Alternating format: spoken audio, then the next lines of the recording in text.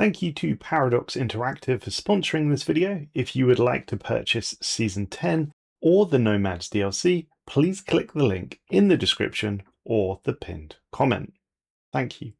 My lords, today I am happy to be able to bring you a report regarding a new insight into humanity's history. This new insight revolves around the finding of a new legendary paragon, Seralune, a princess of incredible beauty. I shall detail her story for you now. During routine surveillance of the Gamma Delta 7 cluster, we identified a space station of a previously unidentified empire. Remarkably, they hailed us and introduced themselves as the Champions Forge. It's described as a sort of game show which is televised across the galaxy. We were told that roughly every 25 years, legends would clash. The point at which these legends would clash would change, but brawls never disappoint. We, being a competitive people, decided to register for one of these brawls and enter into the show. Now, this is not the report to detail our exploits in the Champions Forge. Know only that we were victorious and we managed to gain the trust and admiration of the organisation. After the match, and now as champions, we were approached by the leader of the Champions Forge, a generally unpleasant alien who made us an offer. Effectively, they told us that they knew of several well-to-do people who wanted off their space station. Travellers, paragons if you will, who for whatever reason had found themselves in need of passage, but despite their need, may also be valuable to us. Of all the aliens in all the galaxy, it was here that we would find the princess we would come to know as Seralune. For one so young, she appeared to carry the weight of long roads, yet she possessed a calm that steadied those around her and a strength that asked for nothing. Somewhere in the endless sweep of stars, a voice is calling me home, she would say. Upon first meeting her, she, the young wanderer, would step forward with careful composure. The marks of long travel would cling to her, yet so did this undeniable strength, a quality if you will. She said the following: "My name is Seralune. I've come a long way, further than I ever thought possible. If there is room among you in your ship, I ask for passage for some time." We of course had some questions for her. What brought her here, as an example? "I wish I knew for certain," she replied. "There are parts of the road behind me that are missing.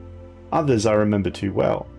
Her gaze softened, a quiet hope flickering behind it. "If you'll have me, I would like to walk with you. There is something I need to find, or remember, before it slips away again." Pulling on this thread, we asked, "Can you not recall your past or your history?" She quickly replied, "Not all of it, not clearly. Some memories feel like they belong to another person. I see faces without names, a home among the stars, and then nothing." She brushes a thumb across the edge of her cloak. "I know only that I've lost something important. What brought me here? Luck? Fate perhaps? Maybe both, but I need time to uncover the rest." We asked her, what did she want from us? She looked towards the stars, brow furrowed, with a longing she tried to hide. "I don't know if home is a memory or a destination, but I sense that with you I may finally find the answer." "What do you offer?" we said to her. She steadied herself, choosing her words carefully. "If people cannot trust each other, there is only sorrow.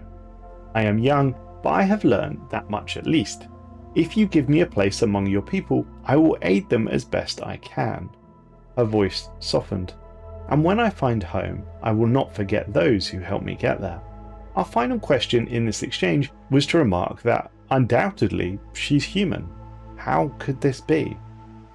She hesitated, a flicker of uncertainty passing across her features. "I've noticed it isn't something I understand."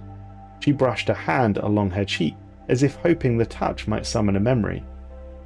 "If I come from your people, or if we share some distant bond, the truth lies somewhere beyond my reach. All I know is that I want to help, if you'll have me. I'll lend my hands and my heart to your journey, until I discover where mine began. Given everything that we had heard, we of course had to accept Seralune aboard our vessel. It appeared that she had indeed forgotten her past, and perhaps her memories would be returned to her over time. Indeed, several years passed, and Seralune proved a valuable addition to our ship's crew.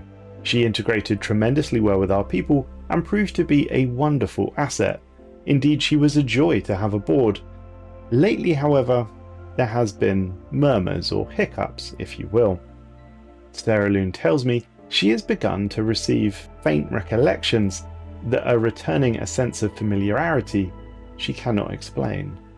She reports that certain corridors of our ship feel like she has walked through them before, and star patterns in our charts evoke an unexpected sense of connection.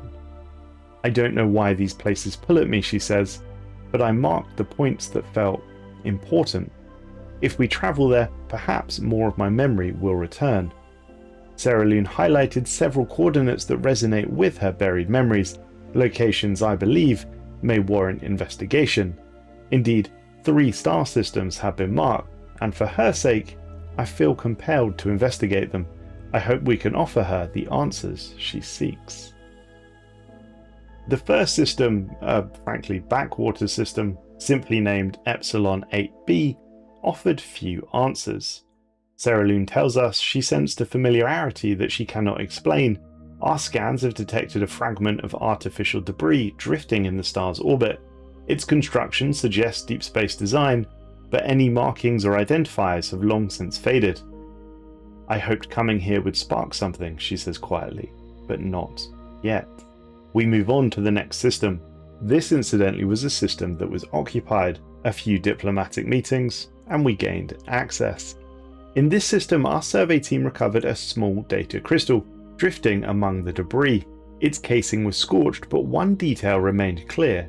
It was a fragment from an old registry code, the letters UNS, which we assume to mean United Nations Starship. The resemblance to our own historical markings is clearly uncanny, but the crystal's decrypted contents also include another set of precise coordinates. At the same time, the nomadic princess recovers another memory. She recalls a vast observation deck with stars spilling across a silent viewport, a guiding hand pointing towards a blue world, the third planet from its sun.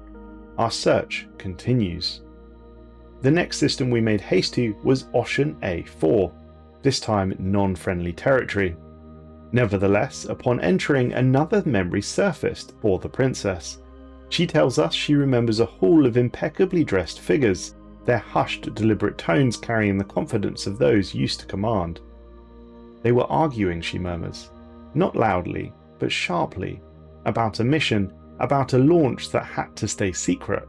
And there were others, 2 more ships sent along with us. But why? Were we running from something? The mystery deepens. But we had one final system to search, and upon entering, as if by magic, another new memory surfaced for the princess. She recalled a vast generational ship, its hull designed to hold entire futures.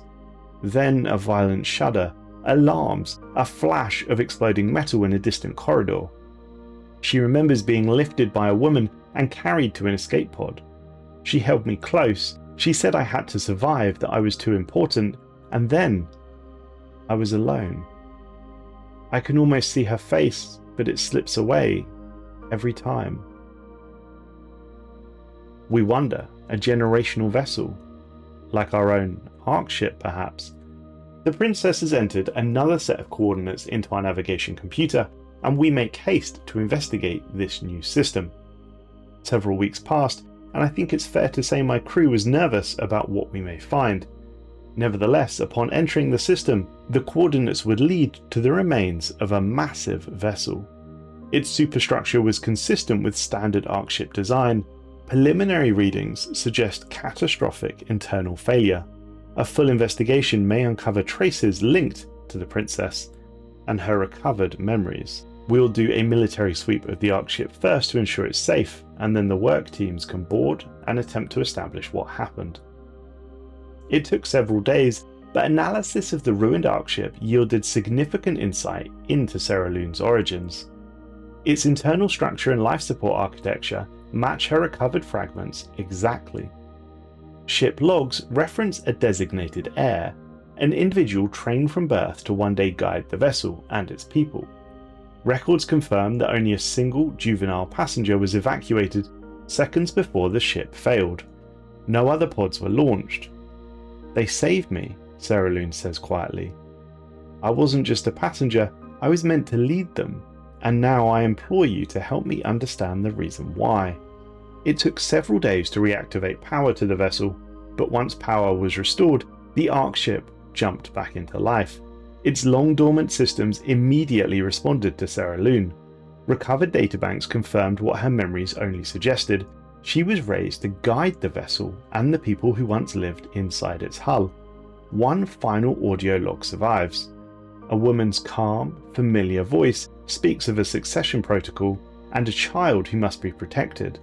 She orders the escape pod to launch as the Ark ship begins to fail.